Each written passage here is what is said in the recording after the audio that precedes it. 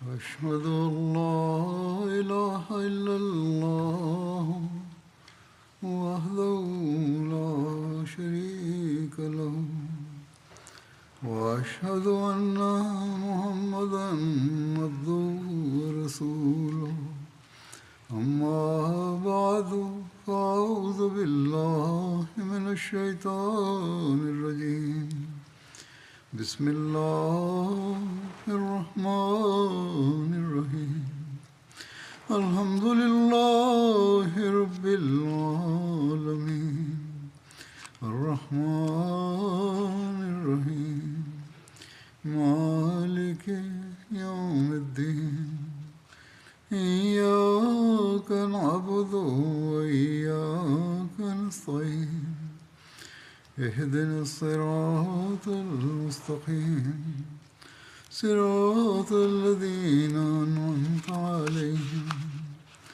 غير المغضوب عليهم ولا الضالين. जंग अहज़ाब जे हवाले सां गुज़िरियल ख़ुतबे में ॻाल्हि थी रही हुई त कहिड़ी तरह ख़ैबर जे यहूदियुनि जी वाइदे ख़िलाफ़ी ऐं बुग़्ज़ जे करे काफ़रनि जो हिकिड़ो लश्कर तयारु थियो त जीअं मुसलमाननि ते हमिलो करे उन्हनि खे ख़तमु करे सघिजे। इन जो वधीक तफ़सील तारीख़ मां हीअं मिले थो त रसूलुल्लाह सल्लल्लाहु अलैहि वसल्लम सुलैत ऐं सुफ़ियान बिन औफ़ असलमी खे लश्करनि जी ख़बर आणण जे लाइ मोकिलियो त ही ॿई विया। जॾहिं ही बैज़ा जॻह ते पहुता, बैज़ा मके ऐं मदीने जे विच में ज़ुल्हुलैफ़ा खां अॻिते हिकिड़ो मैदानी इलाइक़ो आहे ऐं ज़ुल्हुलैफ़ा मदीने खां 6-7 मीलनि जे मुफ़ासिले ते आहे। बहरहाल इन्हनि ॿिन्ही ॾांहुं अबू सुफ़ियान जा घोड़सवार मुतवजह थिया। उन्हनि हिननि खे ॾिठो, दुश्मन जी हिननि ते नज़र पइजी वई त ही ॿई विढ़ंदे शहीद थी विया। हिननि ॿिन्ही खे पाण सॻोरन सल्लल्लाहु अलैहि वसल्लम वटि आंदो वियो ऐं हिकिड़ी क़बर में दफ़न कयो वियो। लिखियलु आहे त जॾहिं खाई खोटण जो फ़ैसिलो थी वियो त ओॾी महिल पाण सॻोरा सल्लल्लाहु अलैहि वसल्लम पंहिंजे घोड़े ते सुवार थिया ऐं पाण सॻोरन सल्लल्लाहु अलैहि वसल्लम सां गॾु केतिरा ई मुहाजिर ऐं अंसार बि हुआ त पाण सॻोरन सल्लल्लाहु अलैहि वसल्लम लश्कर जे ड्राबे जे लाइ हिकिड़ी जॻह ॻोल्ही त सभिनी खां मुनासिबु जॻह हीअ नज़र आई त पाण सलाह जबल खे पंहिंजे पुठिएं पासे रखनि ऐं मिज़ाज खां ज़ुबाब ऐं राति ताईं खाई खोटरी वञे। मज़ाज जेको आहे ही मदीने में कोहे सलाह जे वेझो हिकिड़ी जॻह आहे ऐं ज़ुबाब मदीने जे वेझो हिकिड़े जबल जो नालो हो। राति मदीने जे क़िलनि मां हिकिड़ो क़िलो हुयो, हीउ यहूदियुनि जो क़िलो हो। हीअ बि चयो वञे थो त ज़ुबाब जे ओभर में मौजूदु हिकिड़ो नंढिड़ो जबल हुयो त उन ॾींहुं खंदक जो कमु शुरू थियो ऐं मुसलमाननि बनू कुरैज़ा खां खोटराई जा केतिरा ई औज़ार, टीकम, वॾा कुहाड़ा, बेलचा वग़ैरह मुस्तार वरिता ऐं रसूलुल्लाह सल्लल्लाहु अलैहि वसल्लम खाही जे हर पासे जी खोटराई हिकिड़ी क़ौम जे हवाले करे छॾी। पाण असहाबनि खे 10-10 जे टोलनि में विरहाए छॾियऊं ऐं हर 10 माण्हुनि जे लाइ तक़रीबन 40 वालनि जो टुकड़ो मुक़ररु कयऊं। पाण सॻोरन सल्लल्लाहु अलैहि वसल्लम पाण बि खोटराई में हिसो वरितो ऐं मिटी पंहिंजी पुठी ते खयऊं एसि ताईं जो पाण सॻोरन सल्लल्लाहु अलैहि वसल्लम जी पुठी ऐं पेट मिटी में भरिजी वेंदा हुआ। जेके मुसलमान पंहिंजे हिसे जो कमु करे वेंदा हुआ उहे ॿियनि जी मदद जे लाइ पहुची वेंदा हुआ एसि ताईं जो खाही मुकमल थी वई। हीअ न त हिकिड़ो कमु मुकमल थी वियो त वेही रहिया ऐं पर पंहिंजे साथियुनि जी मदद जे लाइ पहुची वेंदा हुआ। खाई खोटण में को मुसलमान पोइते न रहियो ऐं हज़रत अबू बकर ऐं हज़रत उमर खे जॾहिं टोकरियूं न लभंदियूं हुयूं त तकड़ में पंहिंजे कपिड़नि में मिटी मुंतक़िल कंदा हुआ। जेका चादर हूंदी हुई, लोई हूंदी हुई, उन में मिटी विझी खणी वेंदा हुआ। इन जो तफ़सील हज़रत मिर्ज़ा बशीर अहमद साहब बि बयानु फ़रमायो आहे। चवनि था त एॾे वॾे लश्कर जी चुरपुर खे ॻुझो रखणु काफ़रनि जे लाइ ॾुखियो हो ऐं पोइ पाण सॻोरनि सलाहु वसलम जो जासूसी जो इंतिज़ाम बि तमामु मज़बूत हो। जीअं त अञा कुरैश जो लश्कर मके मां निकितो ई हुयो जो पाण सॻोरनि सलाहु वसलम खे उन्हनि जी ख़बर पहुची वई, जंहिं ते पाण असहाबनि खे गॾु करे उन्हनि जे बारे में सलाह वरितऊं। इन सलाह में ईरान जा हिकिड़ा मुख़लिस असहाबी सलमान फ़ारसी बि शरीक हुआ, छो त सलमान फ़ारसी अजमी जंग जे तरीक़े खां वाक़िफ़ु हुआ, माना त जेको ग़ैर अरबनि जो जंग जो तरीक़ो हुयो उन खां वाक़िफ़ु हुआ। उन्हनि हीअ सलाह पेश कई त मदीने जे ग़ैर महफ़ूज़ हिसे जे साम्हूं हिकिड़ी डिघी ऐं उन खाई खोटरे पंहिंजो पाण खे महफ़ूज़ कयो वञे। खाई जो ख़्यालु अरबनि जे लाइ बिल्कुलु न हुयो, पर हीअ मालूम करे त हीअ जंग जो तरीक़ो दयारे अजम में आम तौर ते कामयाबी सां राइजा। पाण सॻोरनि सलाहु वसलम इन तजवीज़ खे मंज़ूरु फ़रमायो। गुज़िरियल ख़ुतबे में ॻाल्हि बि थी हुई त हुज़ूर खे अलाह ताला बि ॿुधायो त हीउ तरीक़ो सही आहे। बहरहाल लिखियलु आहे त छो त मदीने जो शहर टिनि पासनि खां हिकिड़ी हद ताईं महफ़ूज़ हुयो, माना त घरनि जूं लाॻीतियूं भितियूं ऐं घाटनि वणनि ऐं जबल जे सिलसिले जे करे हीअ पासा काफ़र लश्कर जे ओचिते हमले खां महफ़ूज़ हुआ ऐं सिर्फ़ु शामी पासो अहिड़ो हुयो जिथे दुश्मन मेड़ करे मदीने ते हमलेआवर थी सघे पियो। इन जे लाइ पाण सॻोरनि वसल्लम इन ग़ैर महफ़ूज़ पासे खां खाई खोटण जो हुकुम ॾिनो ऐं पाण ख़ुदि पंहिंजी निगरानी में मौक़े ते निशान हणी कमु विरहाइण जे उसूल हेठि खाई खे 10-10 हथ माना त 15-15 फुटनि जे टुकड़नि में विरहाए हर टुकड़ो 10-10 असाबनि जे हवाले फ़रमाए छॾियऊं। इन्हनि पार्टियुनि जे विरहाङे में ई ख़ुशगवार इख़्तिलाफ़ु थियो त सलमान फ़ारसी कहिड़े टोले में शामिलु थिए। हर हिकु चाहे पियो टोलो त सलमान फ़ारसी उन में शामिलु थियनि, छा हुननि खे मुहाजिर सम्झियो वञे या बसबब इन जे त हू इस्लाम जे आमद खां पहिरियां ई मदीने में आयल हुआ अंसार में ॻणिया वञनि। बसबब इन जे जो सलमान इन जंग जे तरीक़े जा मुहरिक हुआ ऐं हूअं बि हिकिड़ा फुर्त ऐं बावजूदु पोड़ा हुअण जे मज़बूत माण्हू हुआ। हर फ़िरक़ो उन्हनि खे पाण सां रलाइणु चाहे पियो। आख़िर ही इख़्तिलाफ़ पाण सॻोरनि वसल्लम जी ख़िदमत में पेश थियो। पाण धुरिन जूं दावाऊं ॿुधाऊं, जेको जेको ॿिन्ही हर हिकु दावा कई हुई पाण ॿुधाऊं, पोइ मुरकंदे फ़रमायाऊं सलमान ॿिन्ही मां न आहिनि, न हू मुहाजिरनि मां आहे न अंसार मां, ऐं पर सलमान मिना अहलल बैत, माना त सलमान मुंहिंजे ई अहल बैत में ॻणिया वञनि। उन वक़्त खां सलमान खे ई शर्फ़ हासिलु थी वियो त हू ॼण त पाण सॻोरनि वसल्लम जा घर जा माण्हू सम्झा वञणु लॻा। मक़सदु खंदक जी तजवीज़ पुख़्ती थियण खां पोइ असाबनि जी जमायत मज़ूरनि जो वेस पातो ऐं जंग जे मैदान में निकिरी आया। खोटराई जो कमु सवलो कमु न हुयो, तमामु ॾुखियो कमु हुयो। पोइ ही मौसम बि सियारे जो हुयो, जंहिंजे करे इन्हनि ॾींहंनि में असाबनि वॾियूं तकलीफ़ूं सठियूं ऐं छो त ॿिया कारोबार बिल्कुलु बंदि थी विया हुआ। तंहिं करे उहे माण्हू जंहिंजो कमु रोज़ जी मानी रोज़ु कमाइणु हो ऐं असाबनि में अहिड़नि माण्हुनि जी कमी न हुई, रोज़ जो रोज़ु कमु कंदा हुआ ऐं पैसा मिलंदा हुआ उन्हनि खे खाइण जे लाइ। उन्हनि खे त उन्हनि ॾींहंनि में बुख ऐं फ़ाक़ाकशी जी मुसीबत बि बर्दाश्त करणी पई ऐं छो त असाबनि वटि नौकर ऐं ग़ुलाम बि न हुआ, तंहिं करे सभिनी असाबनि खे ख़ुदि पंहिंजे हथ सां कमु करिणो पवंदो हुयो। जेके 10-10 जा टोला मुक़ररु थिया हुआ उन्हनि पंहिंजो कमु अंदरि हीअं विरायो हो जो कुझु माण्हू खोटराई कंदा हुआ ऐं कुझु खोटियल मिटी ऐं पथरनि खे टोकरनि में भरे भरे पंहिंजे कुल्हनि ते खणी ॿाहिरि उछलींदा हुआ। पाण सॻोरा सलाहु वसल्लम बि घणो हिसो पंहिंजे वक़्त जो खंदक वटि गुज़ारींदा हुआ ऐं अक्सर करे पाण बि असाबनि सां रलिजी खोटराई ऐं मिटी ढोइण जो कमु कंदा हुआ।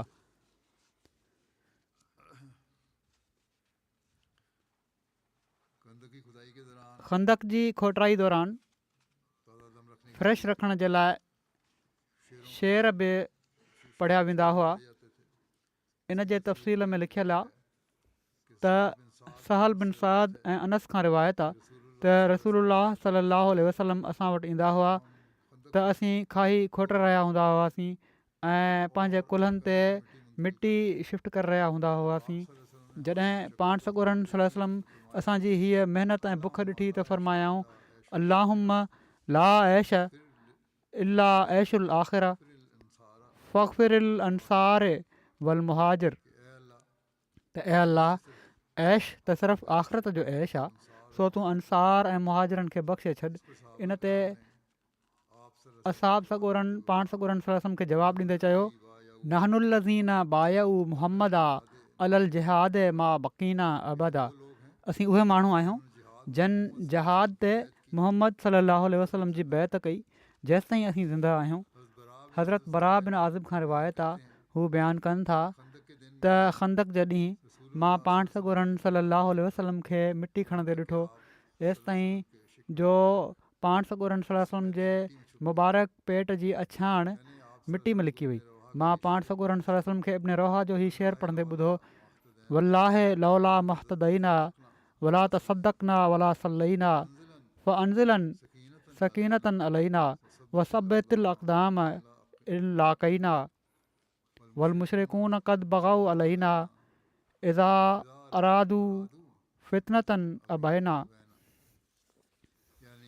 माना त असांजा मौला जेकॾहिं तुंहिंजो फज़ुलु न हुजे हा त असांखे हिदायत नसीबु न थिए हा ऐं असीं सदको ऐं ख़ैरात करणु ऐं तुंहिंजी इबादत करण जे क़ाबिल न बणिजूं हा।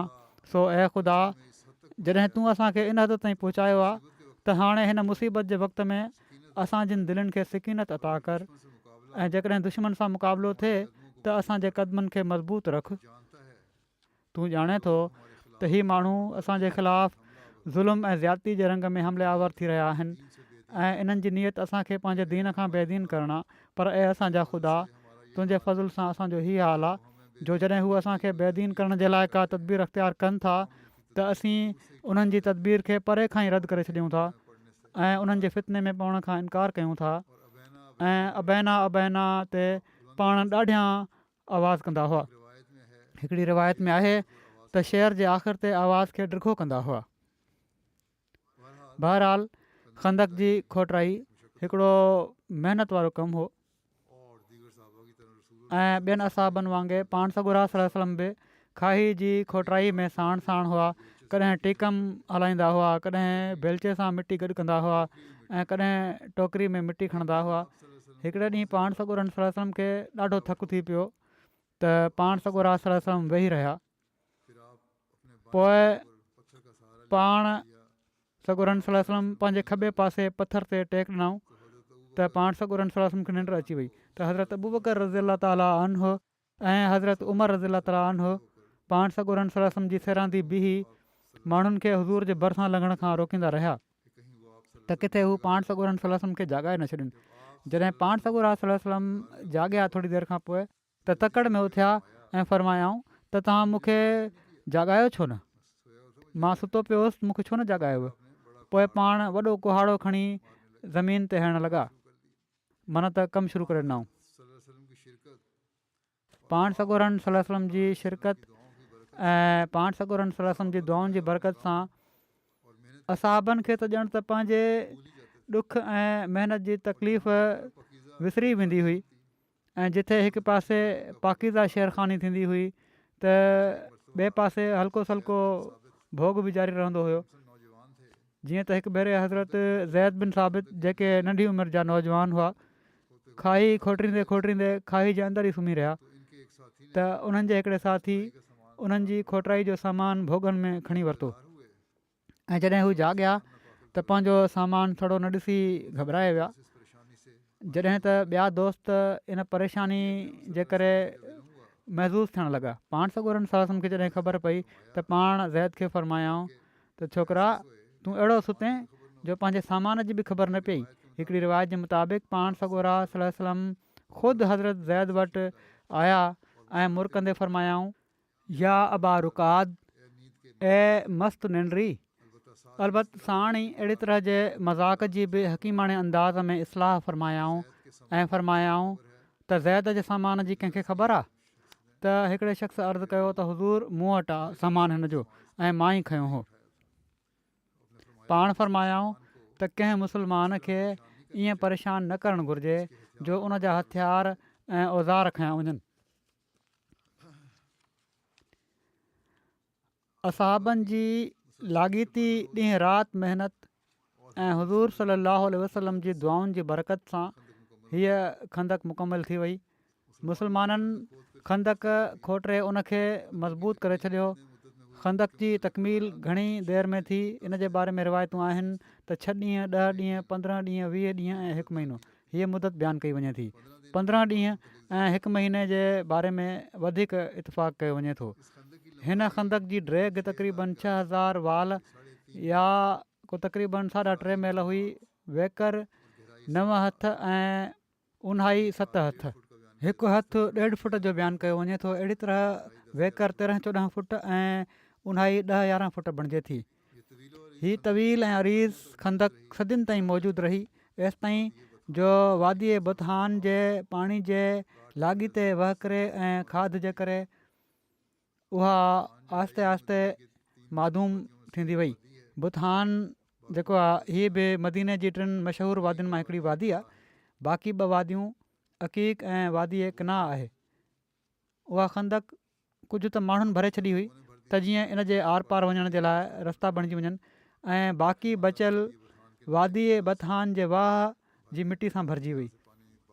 उहा मिटी जेका दरिया जे पाणी ऐं मींहं जो जेको पाणी ईंदो आहे उन सां मिटी जेका ईंदी आहे उहा गॾु थींदी रही, उन सां भरिजी वई।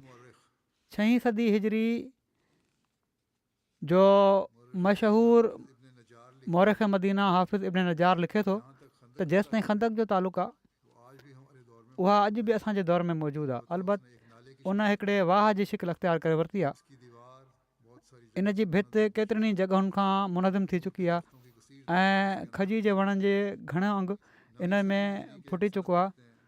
9वीं सदी हिजरी जा हिकिड़ा मुसनिफ़ लिखनि था त अॼु हिन खंदक मां कुझु बि न आहे बचो। 600 साल ताईं त हीअ क़ाइमु रही।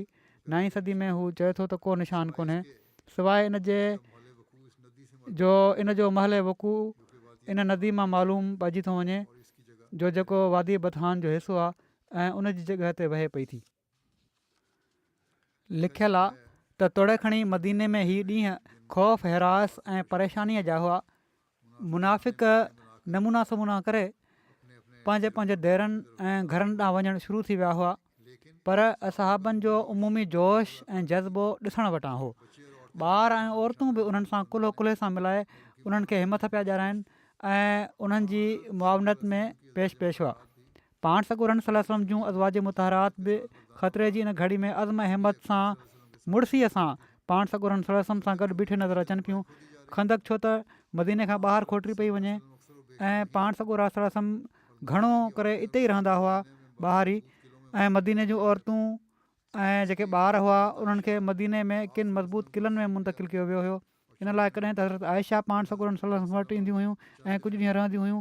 पोइ हज़रत उम्मे सलमा कुझु ॾींहं रहंदियूं हुयूं। पोइ हज़रत ज़ैनब कुझु ॾींहं रहंदियूं हुयूं ऐं बाक़ी समूरियूं अज़वाज मुतहरात बनू हारसा जे मज़बूत क़िलनि में हुयूं। ऐं किन चयो त अज़वाज मुतहरात बनू ज़ुरैक जे क़िले नसर में हुयूं ऐं चयो वियो आहे त के अज़वाज मुतहरात फारे में हुयूं। हीअ मुख़्तलिफ़ रिवायतूं आहिनि। फारे जेको आहे हीअ मदीने में हज़रत हसान बिन साबित जो क़िलो हो। खंदक जी खोटराई महल के मौजज़ा बि थिया। इन्हनि मां खोटराई दौरान वॾो पथर न टुटण जो वाक़ियो बि बयानु कयो वञे थो।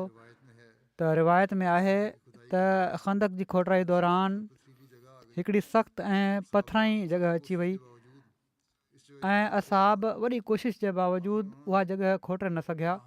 आख़िर उन्हनि पाण सॻोरनि सल्लल्लाहु अलैहि वसल्लम वटि हाज़िर थी अर्ज़ु कयो, पाण टीकम खयाऊं ऐं उन जॻह ते हयाऊं त उहा पथराई ज़मीन वारी वांगुरु भुरी वई। हिकिड़ी रिवायत में हीअं आहे त पाण सॻोरनि सल्लल्लाहु अलैहि वसल्लम कुझु पाणी घुरायो ऐं उन में पंहिंजे वात जो लुआब विधाऊं। पोइ पाण अलाह ताला खां दुआ घुरियाऊं। उनखां पोइ हीअ पाणी इन पथराई ज़मीन ते छिटकारे छॾियऊं।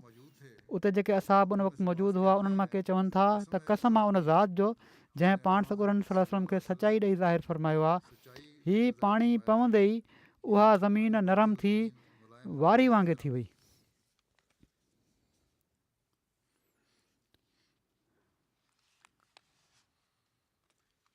हीउ वाक़ियो ॿियो आहे जिथे ख़ुशख़बरियूं ॾिनियूं वयूं हुयूं बादशाहनि जूं।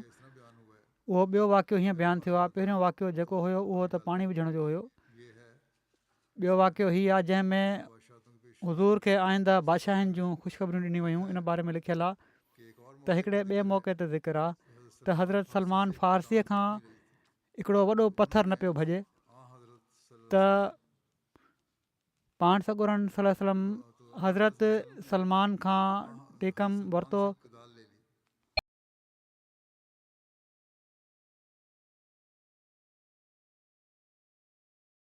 हिकिड़ो धकु हयाऊं त हिकिड़ी बिजली वारी चमक ज़ाहिर थी। पाण सॻोरन सल्लल्लाहु अलैहि वसल्लम चयो अलाह अकबर। भरिसां बीठे असहाबनि बि अलाह अकबर चयो ऐं उनजो हिकिड़ो हिसो टुटी पियो। पोइ पाण सॻोरन सल्लल्लाहु अलैहि वसल्लम ॿियो भेरो धकु हयो त उन मां चमक निकिती। पाण सॻोरन सल्लल्लाहु अलैहि वसल्लम चयो अलाह अकबर ऐं उन वॾे पथर जो कुझु हिसो अञा भॼी पियो। पोइ पाण सॻोरन सल्लल्लाहु अलैहि वसल्लम टियों भेरो धकु हयो त उन पथर जो बाक़ी हिसो बि भॼी पियो। वरी उन मां हिकिड़ी चमक निकिती त पाण सॻोरन सल्लल्लाहु अलैहि वसल्लम अलाह अकबर चयो। असहाबनि बि हर भेरे अलाह अकबर चयो। हज़रत सलमान फ़ारसी जेके भरिसां ई बीठा हुआ उन्हनि अर्ज़ु कयो त या रसूलल्लाह सल्लल्लाहु अलैहि वसल्लम जॾहिं तव्हां टेकम सां धकु पिया हणो त उन पथर मां हिकिड़ी रोशनी पई निकिरे त तव्हां अलाह अकबर चयो हुयो। इन ते पाण सॻोरन सल्लल्लाहु अलैहि वसल्लम फरमायो त ए सलमान छा तो बि ॾिठो रोशनी खे? उन्हनि अर्ज़ु कयो त जी हा या रसूलल्लाह सल्लल्लाहु अलैहि वसल्लम मां बि रोशनी ॾिठी हुई। इन ते पाण सॻोरन सल्लल्लाहु अलैहि वसल्लम फरमायो त पहिरियों भेरो जॾहिं रोशनी निकिती हुई त हीरा ऐं किसरा जा महल मूंखे ॾेखारिया विया हुआ ऐं जिब्राइल मूंखे चयो त तव्हांजी उमत इन ते कब्ज़ो कंदी। ॿियो भेरो रोशनी में अर्ज़ रोम जा ॻाढ़ा महलात मूंखे ॾेखारिया विया ऐं जिब्राइल ख़बर ॾिनी त तुंहिंजी उमत इन ते क़ाबिज़ थींदी। टियों भेरो जॾहिं रोशनी निकिती त सना जा महल मूंखे ॾेखारिया विया ऐं जिब्राइल ॿुधायो त तुंहिंजी उमत हिननि ते बि ग़ालिब अची वेंदी। तंहिं करे तोखे ख़ुशख़बरी हुजे। ऐं सभिनी चयो अल्हम्दुलिल्लाह सचो वाइदो आहे। अलाह ताला तंगी खां पोइ असां सां मदद जो वाइदो कयो आहे। ऐं रसूलुल्लाह सल्लल्लाहु अलैहि वसल्लम फ़ारिस जे महलनि जूं निशानियूं हज़रत सलमान खे बयानु करणु लॻा त सलमान रज़ियल्लाहु ताला अन्हु चयो त या रसूलुल्लाह तव्हां सल्लल्लाहु अलैहि वसल्लम सच चयो आहे। हीअ उनजी निशानी आहे। माना त जहिड़ी तरह पाण ॿुधायऊं हीअ निशानियूं आहिनि उन्हनि जी हज़रत सलमान उनजी तसदीक़ की चवणु लॻा त मां शाहिदी थो ॾियां त तव्हां सल्लल्लाहु अलैहि वसल्लम अलाह जा रसूल आहियो। ऐं पोइ रसूलुल्लाह सल्लल्लाहु अलैहि वसल्लम फरमायो ऐं सलमान हीअ फ़तहूं अलाह ताला मूंखां पोइ ॾींदो। शाम खे फ़तह कयो वेंदो ऐं हिरकल पंहिंजी ममलिकत जे आख़िर ताईं भॼी वेंदो ऐं तव्हां शाम ते ग़ालिब थींदो। तव्हां सां को झेड़ो ऐं मज़ाहमत न कंदो ऐं हीउ ओभर फ़तह थींदो ऐं किसरा क़तलु कयो वेंदो। उनखां पोइ को किसरा न हूंदो। इन ते मुनाफ़िक़ ॾाढियूं चिथरियूं कंदा हुआ त मुसीबत ऐं बेवसी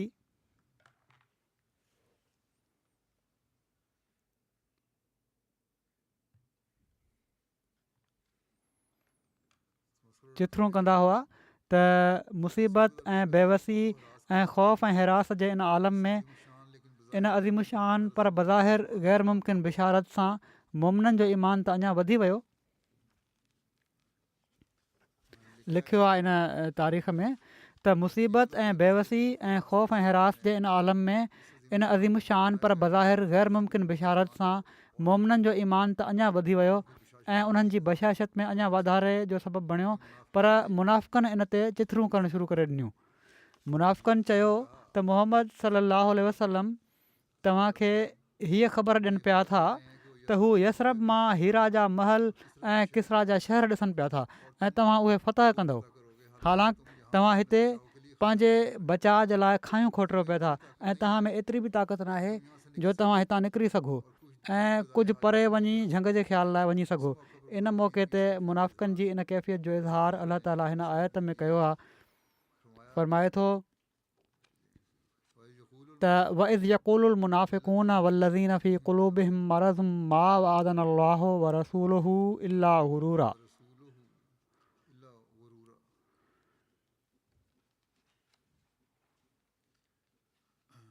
वइज़ यक़ूलुल मुनाफ़िक़ून वल्लज़ीन फ़ी क़ुलूबिहिम मरज़ मा वअदना अल्लाहु व रसूलुहु इला गुरूर आहे।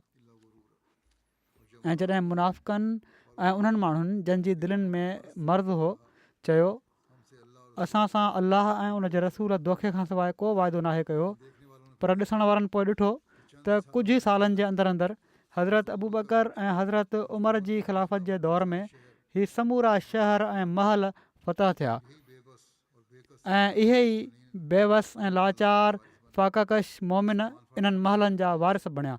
हज़रत सलमान फ़ारसी बयानु कनि था त हीअ सभई फ़तहूं मूं ॾिठियूं आहिनि।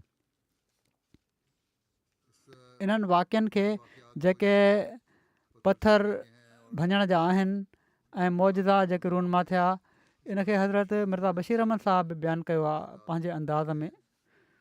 लिखनि था त तंगी ऐं शिदत जी हालति में खाई खोटींदे खोटींदे हिकिड़े हंधा हिकिड़ो पथर निकितो जेको सफ़ा न पियो टुटे ऐं असाबनि जो ई हाल हो जो हू 3 ॾींहंनि जे लाॻीते फ़ाक़े जे करे सफ़ा साणा थी पिया हुआ। आख़िर तंग अची हू पाण सॻुरनि सलम जी ख़िदमत में हाज़िर थिया ऐं अर्ज़ु कयाऊं त हीउ पथर आहे जेको सफ़ा नथो टुटे। उन वक़्तु हुज़ूर जो बि ई हाल हुयो जो बुख जे करे पेट ते पथर ॿधल हुन, पर पाण फ़ौरन ओॾांहुं विया ऐं हिकिड़ो टीकम खणी अलाह जो नालो वठंदे उन पथर ते हयाऊं। लोह जे लॻण सां पथर मां हिकिड़ो शोलो निकितो जंहिं ते पाण ज़ोर सां अलाह अकबर चयऊं ऐं फ़रमायाऊं त मूंखे शाम ममलिकत जूं कुंजियूं ॾिनियूं वियूं आहिनि ऐं ख़ुदा जो कसम हिन वक़्तु शाम जा ॻाढ़ा महल मुंहिंजी अखियुनि जे साम्हूं आहिनि। अहिड़ी तरह धक सां उहो पथर कुझु टुटो। ॿियो भेरो पाण वरी अलाह जो नालो वठी टीकम हयाऊं ऐं वरी हिकिड़ो शोलो निकितो जंहिं ते पाण वरी अलाह अकबर चयऊं ऐं फ़रमायूं हिन भेरे मूंखे फ़ारिस जूं कुंजियूं ॾिनियूं वियूं आहिनि ऐं मदाइन जा अछा महल मूंखे नज़र अचनि पिया था। हिन भेरे पथर कुझु वधीक टुटो। टियों भेरो वरी पाण टीकम हयाऊं जंहिंजे नतीजे में वरी हिकिड़ो शोलो निकितो ऐं पाण वरी अलाह अकबर चयऊं ऐं फ़रमायाऊं हिन भेरे मूंखे यमन जूं कुंजियूं ॾिनियूं वियूं आहिनि ऐं ख़ुदा जो कसम सना जा दर मूंखे हिन वक़्तु ॾेखारिया पिया था वञनि। उन वक़्तु उहो पथर बिल्कुलु टुटी पंहिंजी जॻह तां किरी पियो ऐं हिकिड़ी रिवायत में हीअं आहे त पाण सलम हर मौक़े ते ॾाढिया आवाज़ में तकबीर चयऊं ऐं पोइ बाद में असाबनि जे पुछण ते पाण ई कश्फ बयानु फ़रमायाऊं ऐं मुस्लमान इन आरज़ी रंडक खे ख़तमु करे वरी पंहिंजे कम में मसरूफ़ थी विया। पाण सॻोरन सलाहु वसलम जा ही निज़ारा आलम कशफ सां तालुक़ रखनि पिया। ॼण त हिन तंगी जे वक़्त में अलाह ताला खेनि मुस्लमाननि जी आईंदा फ़तहुनि ऐं कुशादगियुनि जा मंज़र ॾेखारे असहाबनि में उमेद ऐं शुगुफ़्तगी जो रूह पैदा फ़रमायो, पर बज़ाहिर हालात ही वक़्तु अहिड़ो तंगी ऐं तकलीफ़ जो हुयो जो मदीने जे मुनाफ़िक़नि इन्हनि वाइदनि खे ॿुधी मुस्लमाननि ते टोकूं करणु शुरू करे ॾिनियूं त घरां ॿाहिरि क़दम रखण जी ताक़त कान्हनि ऐं कैसर ऐं किसरा जी ममलकतुनि जा ख़्वाब ॾिठा पिया था वञनि, पर ख़ुदा जे इल्म में हीअ समूरियूं नेमतूं मुस्लमाननि जे लाइ मुक़दर थी चुकियूं हुयूं। जीअं त हीअ वाइदा पंहिंजे पंहिंजे वक़्त ते माना त कुझु त पाण सॻुरनि सलम जे आख़िरी ॾींहंनि में ऐं वधीक हुज़ूर जे ख़लीफ़नि जे ज़माने में पूरा थी मुस्लमाननि जे ईमान जे वाधारे ऐं इम्तिनान जो सबबु थिया। हज़रत मुस्लिम मौद रज़ी ताला अन्हु बि इन बारे में लिखियो आहे। पाण फ़रमाइनि था त जॾहिं खाई खोटी पई वञे त ज़मीन मां हिकिड़ो अहिड़ो पथर निकितो जेको सफ़ा माण्हुनि खां न पियो भॼे। असाबनि पाण सॻुरनि सलम खे इन ॻाल्हि जी ख़बर ॾिनी त पाण ख़ुदि उॾां विया ऐं पंहिंजे हथ में टीकम पकिड़े ऐं ज़ोर सां उनखे पथर ते हयाऊं। टीकम लॻण सां उन पथर मां रोशनी निकिती ऐं पाण फ़रमायाऊं अलाह अकबर। वरी ॿीहर पाण टीकम हयाऊं त वरी रोशनी निकिती, वरी पाण फ़रमायाऊं अलाह अकबर। वरी पाण टियों भेरो टीकम हयाऊं ऐं वरी पथर मां रोशनी निकिती ऐं साण ई पथर भॼी पियो।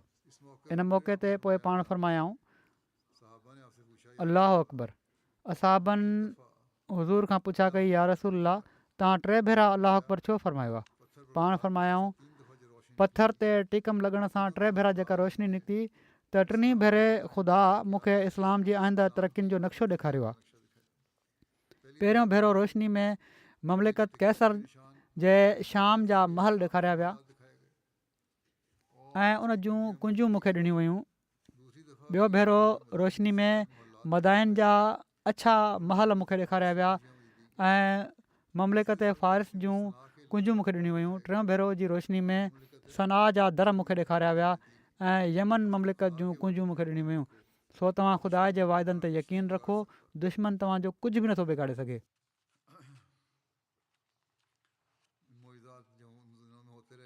इहे मौजज़ात जेके उन्हनि ॾींहंनि में थींदा रहिया, हिकिड़ो खाधे जो मौजज़ो बि आहे जंहिंजो हीउ वाक़ियो, ॿिया बि मौजज़ा थिया हूंदा खाधे जा, पर हिकिड़ो वाक़ियो हीअं बयानु थियो आहे त हज़रत जाबिर बिन अब्दुल्ला खाधो पचरायो, उन में बरकत पई। इन जो तफ़सील हीअं आहे त हज़रत जाबिर उन्हनि ॾींहंनि मां हिकिड़े ॾींहुं पाण सॻोरन सलाहु वसलम खे ॾिठो त बुख जे करे हज़ूर खे पंहिंजे पेट ते पथर ॿधल आहे ऐं असाब सॻोरा 3 ॾींहंनि खां उते आहिनि ऐं का खाइण जी शइ चखी बि कोन अथनि। 3 ॾींहं थी विया, खाइण लाइ कुझु न मिलियो। जाबिर चवनि था मां रसूल सल्लल्लाहु अलैहि वसल्लम खां घर वञण जी इजाज़त घुरी त पाण सॻोरन सल्लल्लाहु अलैहि वसल्लम मूंखे इजाज़त ॾेई छॾी। मां घर वञी पंहिंजी घरवारीअ खे चयो त मां रसूलुल्लाह सल्लल्लाहु अलैहि वसल्लम ते सख़्तु बुख जा आसार ॾिठा आहिनि, जंहिंखे ॾिसी मूंखां सब्र नाहे थी सघियो। छा घर में कुझु आहे? उन चयो घर में 1 सा जवनि जो, माना त 2.5 सेर खां कुझु घटि जव आहिनि ऐं ॿकरी जो ॿचो आहे। त घरवारी उहो थां कढियो जंहिंमें 1 सा जव हुआ ऐं चवनि था त मां ॿकरी जो ॿचो कुठो, घरवारीअ जव पीठा ऐं मां गोश्त देगिड़ी में विझी छॾियो।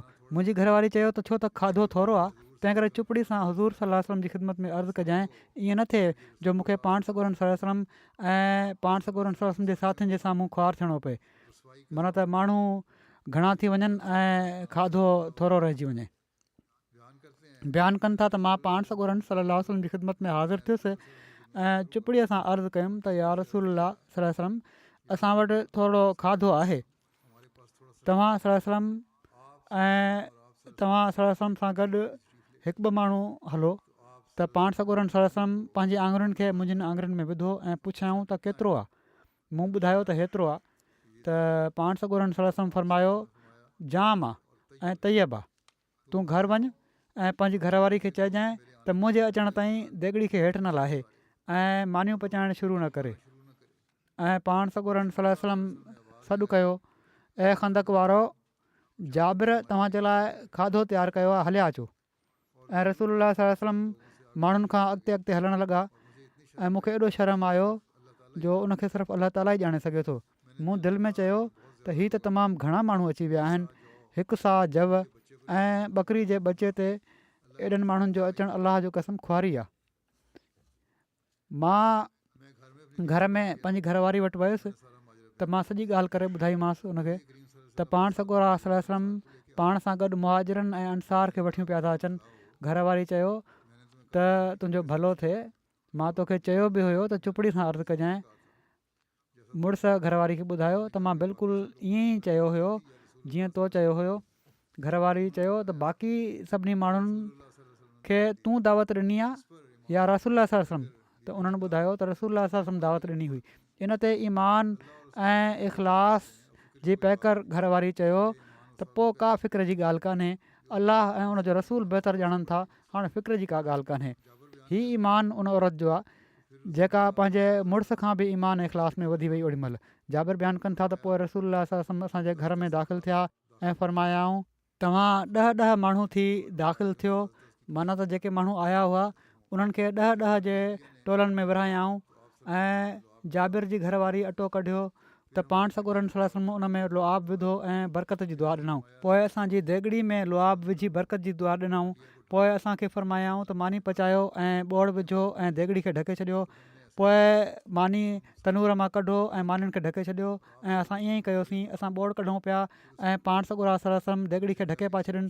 पोइ उनखे खोलनि पिया त असां ॾिठोसीं त इन मां कुझु बि नाहे घटियो ऐं तनूर मां मानी कढनि पिया, वरी उनखे ढके पिया छॾनि त इन मां कुझु बि न पियो घटिजे। पाण सॻोरा सल्लल्लाहु अलैहि वसल्लम मानी जा टुकर कनि पिया ऐं उन ते गोश्त विझनि पिया ऐं पोइ पंहिंजे असाबनि जे वेझो करे फरमाए पिया छॾनि त खाओ। जॾहिं हिकिड़ी जमायत जो ड्रॉप थी वञे ऐं हलिया पिया वञनि त पोइ ॿियनि खे सॾनि पिया, एसि ताईं जो 1000 माण्हुनि उहो खाधो खाधो ऐं सभई हलिया विया। ऐं असांजो देगिड़ी जेका आहे पहिरियां वांगुरु उॿरे पई ऐं असांजो अटो पहिरियां वांगुरु पियो हुयो। पाण सॻोरन सल्लल्लाहु अलैहि वसल्लम फरमायो ही तव्हां खाओ ऐं माण्हुनि खे बि मोकिलियो, छो त तमामु घणा माण्हू बुखायल आहिनि। इन वाक़े खे हज़रत मिर्ज़ा बशीर अहमद साहिब बि लिखियो आहे। हीअं बयानु कयो आहे उन्हनि त हिकिड़े मुख़लिस असाबी जाबिर बिन अब्दुल्ला हुज़ूर जे चहिरे ते बुख जे करे कमज़ोरी ऐं नकाहत जा आसार ॾिसी पाण सॻोरन सलाहु वसलम खां पंहिंजे घर वञण जी इजाज़त वरिती। घर अची पंहिंजी घरवारी खे चयऊं त पाण सॻोरन वसलम खे बुख जी शिदत जे करे सख़्तु तकलीफ़ मालूम थिए थी, छा तो वटि खाधे लाइ कुझु आहे? उन चयो त हा, कुझु जवन जो अटो आहे ऐं हिकिड़ी ॿकरी आहे। जाबिर चवनि था त इन ते मां ॿकरी खे कुठो ऐं अटो ॻोथो ऐं पोइ पंहिंजी घरवारी खे चयो त तूं खाधो तयारु कर, मां रसूल जी ख़िदमत में वञी अर्ज़ु थो कयां त अचो तव्हां। मुंहिंजी घरवारी चयो त ॾिसजांइ, मूंखे ज़लील न कजांइ, खाधो थोरो आहे, रसूल सां गॾु घणा माण्हू न अचनि। जाबिर चवनि था त मां वियुसि ऐं आस्तड़े पाण सॻोरन सलम खे अर्ज़ु कयुमि त या रसूल सलम, मूं वटि कुझु गोश्त ऐं जवन जो अटो आहे जेके पचाइण जे लाइ मां पंहिंजी घरवारी खे चई आयो आहियां। तव्हां पंहिंजे कुझु असाबनि सां गॾु हलो ऐं खाधो हली खाओ। पाण फरमायाऊं खाधो केतिरो आहे? मूं अर्ज़ु कयो त हेतिरो हेतिरो आहे। पाण फरमायाऊं त जाम आहे। पोइ पाण पंहिंजे चौधारी नज़र विझी ॾाढियां आवाज़ में फरमायाऊं, ऐं अंसार ऐं मुहाजिरनि जी जमायत, हलो, जाबिर असांजी दावत कई आहे, हली मानी खाओ। इन आवाज़ ते को तक़रीबन 1000 बुखायल असाबी हुज़ूर सां गॾु हली पिया। पाण जाबिर खे फरमायाऊं त तूं जल्दी जल्दी वञ ऐं पंहिंजी घरवारी खे चई छॾ त जेसिताईं मां न अचां देॻड़ी चुल्हे तां न लाहे ऐं न ई मानियूं पचाइणु शुरू करे। जाबिर तकड़ में वञी पंहिंजी घरवारी खे इतलाह ॾिनो ऐं उहा वीचारी ॾाढो घबराए वई त खाधो त सिर्फ़ु 2 माण्हुनि जो आहे ऐं माण्हू एतिरा पिया था अचनि, हाणे छा थींदो? पर पाण सॻोरन सलम उते पहुचंदे ई वॾे इत्मिनान सां देॻड़ी ऐं अटे जे थां ते दुआ फरमाई ऐं फरमायाऊं त हाणे मानियूं पचाइणु शुरू करे ॾे। इन खां पोइ पाण आहिस्ते आहिस्ते खाधो विरिहाइणु शुरू फरमायाऊं। जाबिर रिवायत कनि था त मूंखे उन ज़ात जो कसम आहे जंहिंजे हथ में मुंहिंजो साह आहे, इन ई खाधे मां सभई माण्हू ड्रॉ करे उथिया ऐं अञा असांजी देॻड़ी ओड़ी तरह ई बड़के पई ऐं अटो उअं ई पचे पियो। जंग अहज़ाब जे हवाले सां बाक़ी ॻाल्हियूं इनशा आईंदा बयानु कंदुसि। दुआउनि ॾांहुं मां तवजो ॼाणाईंदो रहंदो आहियां, इन तरफ़ ॾाढी तवजो रखो। अलाह ताला असांजे ईमाननि खे मज़बूत करे, हर हंधि हर मुल्क में रहण वारे अहमदी खे बांग्लादेश में, पाकिस्तान में, ॿियनि जॻहियुनि ते ऐं हर शर खां हर अहमदी खे बचाए ऐं दुनिया खे बि जंहिं बाहि में पइजी रही आहे ऐं वञण जी कोशिशि तमामु तेज़ी सां करे पई थी, उनखां दुनिया खे बचाए। अलाह ताला रहम फ़रमाए। अलाह ताला सभिनी ताक़तुनि जो मालिक आहे। जेकॾहिं इस्लाह ॾांहुं तवजो कनि अञा बि माण्हू त अलाह ताला हिननि खे मुसीबतुनि मां कढी सघे थो। अलाह ताला करे त हिननि खे अक़ुलु ऐं सम्झ अची वञे।